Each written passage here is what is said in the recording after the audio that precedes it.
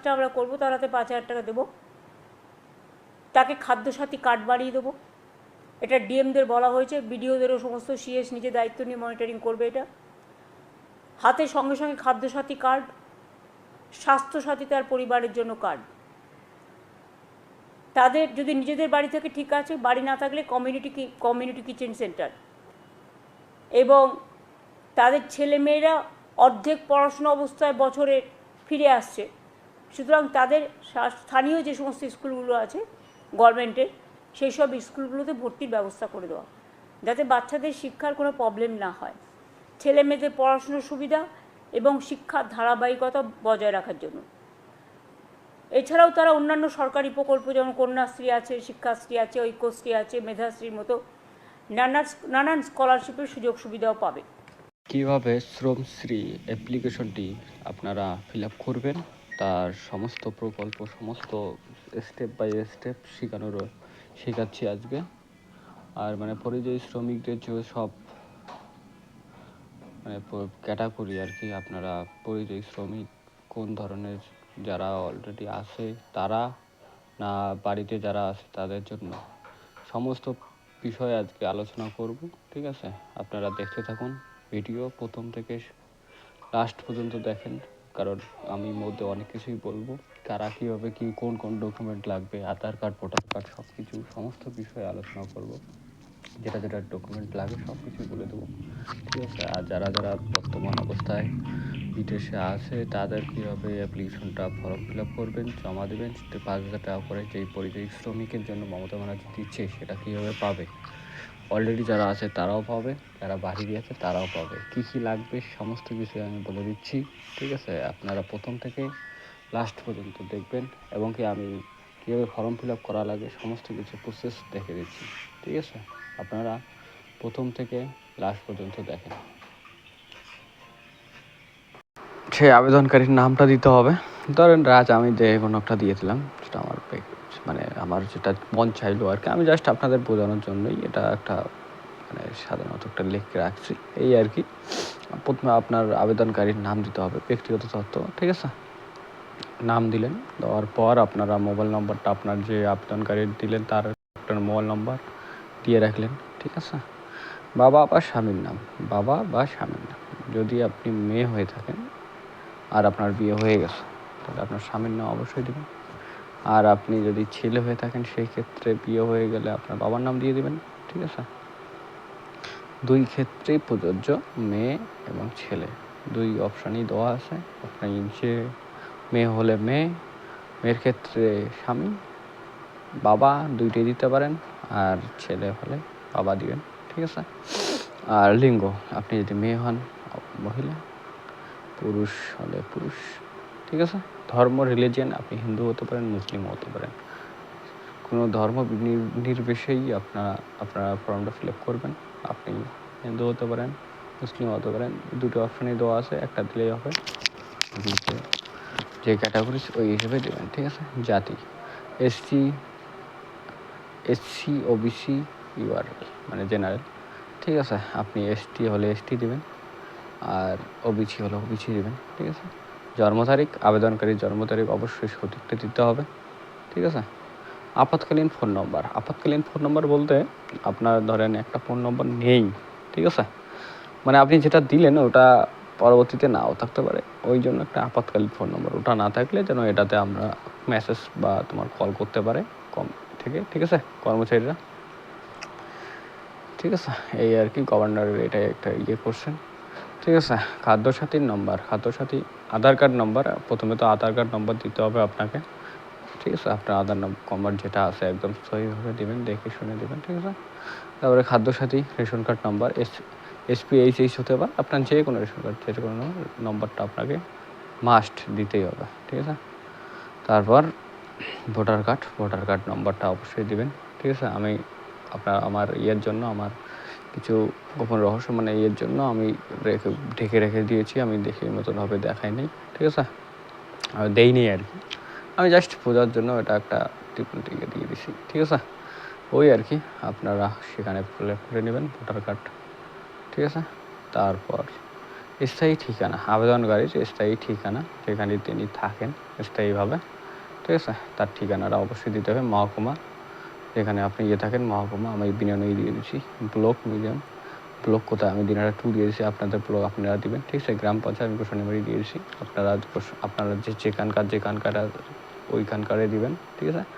থানা দিনাটা আমি দিয়েছি, আপনার থানা আপনি দিয়ে দিবেন। আপনার থানা যেটা শীতলকুচি হোক বা কুচবিহার হোক, যে কোনো জায়গা যেটাতে হবে ওটাতে দেবেন, ঠিক আছে। জলপাইগুড়ি, শিলিগুড়ি যা ইচ্ছা যেখানে থানা হবে ওখানে দেবেন, ঠিক আছে। একদম সইভাবে দেবেন।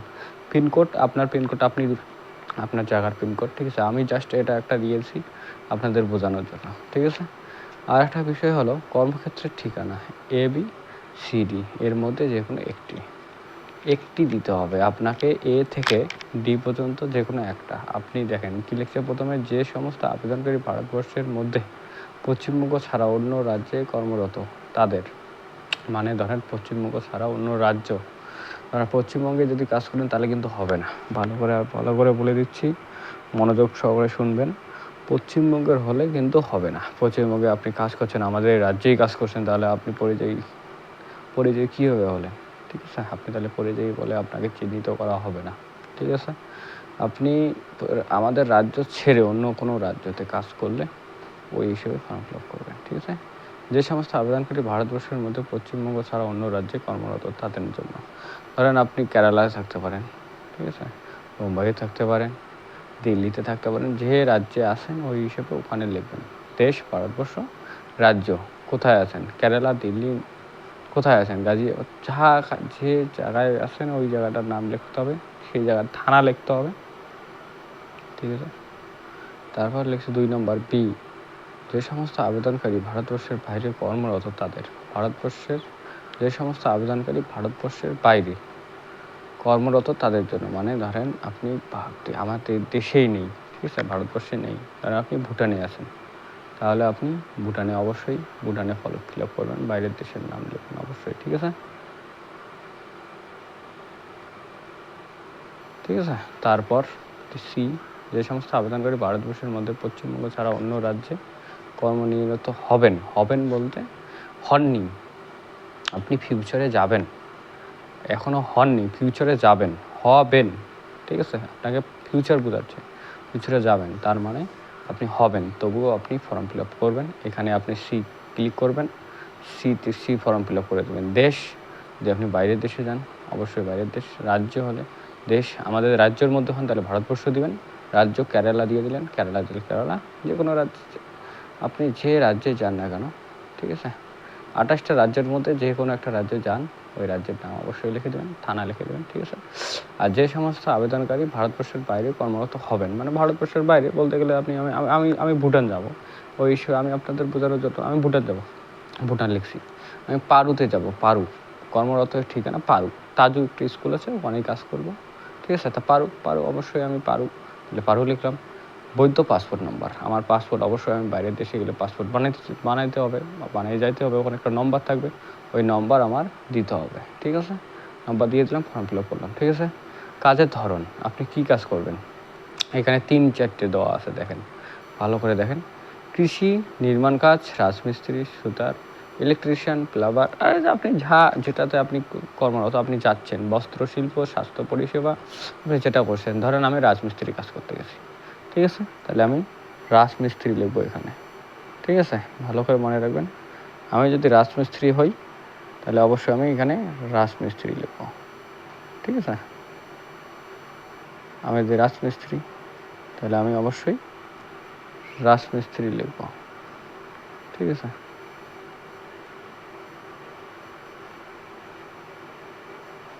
রাজমিস্ত্রির কাজ করতে যাচ্ছি, আমি রাজমিস্ত্রি লিখলাম, ঠিক আছে।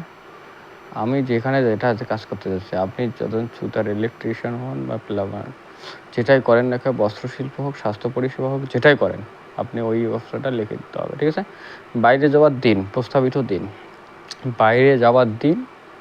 দিন, আপনি কয় তারিখ যাচ্ছেন বাইরে সেটা আপনি লিখে দেবেন, ঠিক আছে এখানে, ঠিক আছে। ভালো করে মনে রাখবেন, আমি ভালো করে দেখে দিচ্ছি, ওই হিসেবে ফর্ম ফিল আপ করবেন। আর ফর্মটাও কোথাও পাবেন, কী করবেন, ফর্মটা কোথা থেকে ডাউনলোড করবেন, ঠিক আছে, সমস্ত কিছু আমি দেখে দেবো, আপনারা চিন্তা করবেন না, পুরো ভিডিওটা দেখুন, ঠিক আছে? নাহলে কিন্তু আমি পরে বলে দেবো কোথা থেকে ফর্মটা ফিল আপ করবেন বা কোথা থেকে পাবেন। আমি ফিল আপ করা শিখিয়ে দিচ্ছি, কোথা থেকে পাবেন, কোথা থেকে ডাউনলোড করবেন, আর পরে কিন্তু আপনি পাবেন। ঠিক আছে? ভালো করে ভিডিওটা অবশ্যই দেখেন। 5 নম্বর, কাজের ধরন লিখলেন, আপনার বাইরে যাওয়ার থেকে লিখলেন, প্রতিদিন কত টাকা পারিশ্রমিক আপনার আয়, মানে হচ্ছে তোমার প্রস্তাবিত পারিশ্রমিক আয়টা কত টাকা হতে পারে। 550 হতে পারে, ভুটানের ধরো 550, 700, 800, যেটা আপনার আসছে সেটা আপনি লিখে দেবেন। ঠিক আছে? এই জায়গায় ফর্ম ফিল আপ করে দেবেন। ঠিক আছে? ভালো করে মনে রাখেন, ভালো করে দেখেন। ঠিক আছে? এই জায়গায় আপনি, আচ্ছা আমার কথা হলো গিয়ে আমি 550 টাকা পাবো, 550 লিখে দিলাম। ঠিক আছে? আপনি যেটা পাবেন ওটা লিখে দেবেন। ঠিক আছে? আর একটা বিষয় এখানে লিখছে, স্থানীয় এজেন্টের দ্বারা, এজেন্ট ছাড়া নিয়মিত অন্য ব্যক্তির দ্বারা নিযুক্ত। আমি এজেন্ট ছাড়া, আমার কোনো এজেন্ট নেই, তাহলে আমি এটা ফর্ম ফিল আপ করবো না। ঠিক আছে? এজেন্টের নাম, অপর ব্যক্তির নাম, অপর ব্যক্তির মোবাইল নম্বর, এজেন্ট, অপর ব্যক্তির ঠিকানা নির্গত। ঠিক আছে?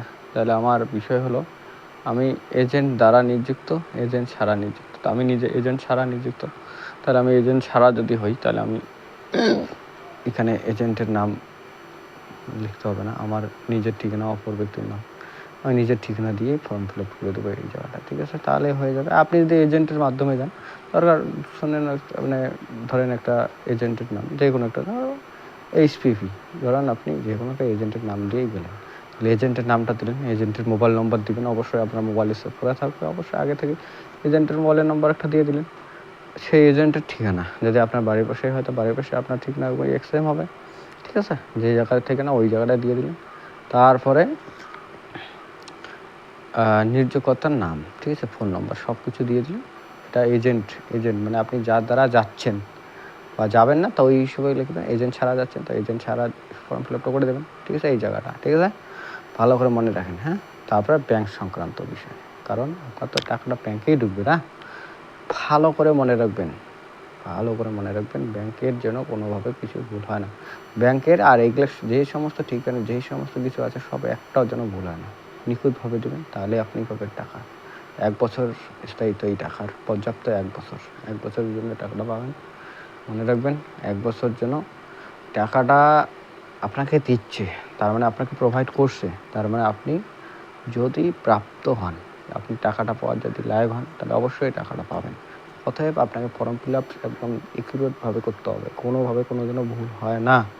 ভালো করে মনে রাখবেন, কোনো কিছু যেন ভুল হয় না। ব্যাংক সংক্রান্ত বিষয়, ব্যাংক তো ভুল হলেই হবে না, আপনার নম্বর ভুল হলে পয়সা অন্য যাওয়া যাবে, আপনার ফর্ম ফিল আপ করে কোনো লাভ হবে না। ব্যাংকের নাম, যেমন আমার স্টেট ব্যাঙ্ক অফ ইন্ডিয়া, আপনার ক্ষেত্রীয় ব্যাংক হতে পারে, বরোদাও হতে পারে, এইচডিএফসিও হতে পারে। আপনার যে ব্যাংক, ওই ব্যাংকের নাম দেবেন। ব্রাঞ্চ দেবেন, ব্রাঞ্চ, ব্রাঞ্চ কোথায়, আমার যখন গোসানিবাড়িতে ব্রাঞ্চ, আমি গোসানিবাড়ি দিচ্ছি, আপনার আপনার জলপাইগুড়ি হতে পারে, সেটাই হতে পারে, আপনার যেখানে ব্রাঞ্চ ওখানে দেওয়া যাবে। ঠিক আছে? অ্যাকাউন্ট নম্বর একদম একুরেট লাগবে, অ্যাকাউন্ট নম্বর। ঠিক আছে? কোনোভাবে ভুল যেন না হয়, 3-4 বার চেক করে নেবেন। আইএফসি কোড ভুল যেন না হয়, আইএফসি কোডটা ভালো করে দেখে নেবেন। ঠিক আছে? তারপর মনোনয়ন সংক্রান্ত তথ্য, মনোনীত ব্যক্তির নাম, এটা দেওয়ার দরকার নেই, আপনি মনোনীত হননি, যদি হন তাহলে অবশ্যই দিবেন। মোবাইল নম্বর দেবেন, মনোনীত ব্যক্তির সম্পর্কে দিবেন, মনোনীত ব্যক্তির আধার কার্ড নাম্বার দিবেন। ঠিক আছে? ভালো করে যেন মনে রাখেন। ঠিক আছে? তারপর আবেদনকারীর রেশন কার্ড, আবেদনকারীর রেশন কার্ড আমি আগে থেকে বলে দিয়েছি। আপনার রেশন কার্ড যে ক্যাটাগরি, এসপি এইচ হতে পারে, পিএইচ হতে পারে। ঠিক আছে? যে ক্যাটাগরি, ওই ক্যাটাগরি রেশন কার্ড নাম্বার দেবেন। প্রথমত রেশন খাদ্য সাথীর কার্ড নাম্বার দেবেন, তারপরে আপনার যে ক্যাটাগরি ওই ক্যাটাগরি দিয়ে দেবেন। ঠিক আছে? তারপর আপনার বলতে গেলে আপনার কি পরিবার আছে কি না, আছে, অবশ্যই আমার বাবা মা আছে, আমার বাবা মা দিলাম। আর যদি কারো যদি পরিবার দাদা থাকে, থাকে, সে দাদি থাকে, তাহলে তার নাম দিবেন। আর বাবা মা আছে, আমি বাবা মা দিয়ে দিয়েছিলাম। বয়স এত, ঠিক আছে? লিঙ্গ আমার পুরুষ, বাবা, বয়স 45 বছর। আধার কার্ড নম্বর আমি দেই নেই, এটা করে রাখছি, কারণ এটা একটা ধরো পার্সোনাল বিষয়, তাই আমি করে দেই নেই। ঠিক আছে? আপনারা অবশ্যই আধার কার্ড নম্বর দেবেন। সম্পর্ক আমার ফাদার, বাবা। ঠিক আছে? মা আছে, মা সেম ওই মহিলা, বয়স আমার ওই ধরো আমি সেম ওই হয়ে দেবো, আধার কার্ড ওই সেম ওই হয়ে দেবো। আমি জাস্ট আপনাদের বোঝানোর জন্য এটা ফর্ম ফিল আপ করছি, আর কিচ্ছু না। ঠিক আছে? সম্পর্ক মাদার, বাস এইটুক। আবেদনকারীর সাথে নিম্নলিখিত নথিপত্রের জেরক্সের জমা, আপনাকে আমি পরে দেখাচ্ছি কী কী লাগবে। ঠিক আছে?